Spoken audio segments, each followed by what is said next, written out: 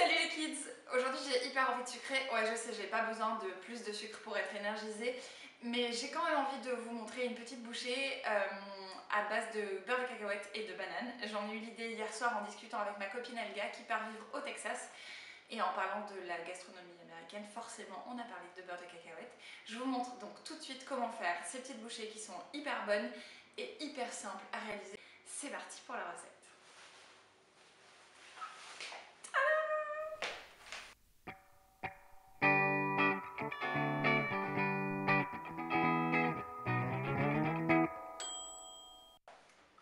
Alors pour la recette c'est hyper simple, on va avoir besoin de beurre de cacahuète. J'ai pris du beurre de cacahuète avec des morceaux. Le beurre de cacahuète ça existe avec morceaux et tout lisse, moi j'aime bien quand ça craque un petit peu. Je pense qu'on va avoir besoin d'environ 50 grammes, mais de toute façon c'est toujours vendu par pot de environ minimum 150 ou 200 grammes à mon avis. On aura aussi besoin d'une banane et puis on a aussi besoin d'une demi-tablette de chocolat. Je crois que c'est 125 grammes à peu près. Je l'ai déjà coupé en petits carrés pour qu'on le fasse fondre plus facilement.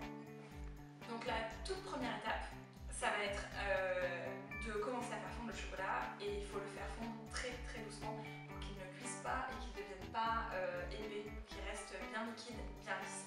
Donc c'est parti dans une petite casserole. À feu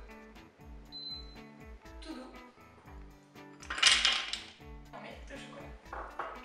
Donc pendant que le chocolat est en train de fondre tout doucement, on va prendre la banane et la couper en rondelles. On passe à la deuxième étape qui est de créer des mini sandwichs. Banane, beurre de cacahuète, banane. Moi je vous avais prévenu, c'est super light.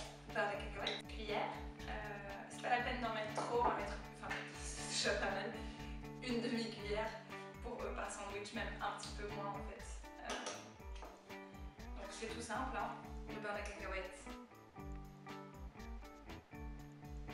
sur la banane et ensuite une autre banane à peu près équivalente en diamètre et en recours.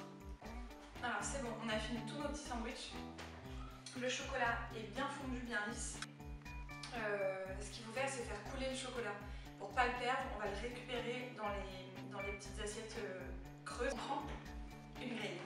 On va placer, donc c'est un peu l'ancienne, hein, c'est un peu artisanal, mais on va placer sur la grille nos petites bananes.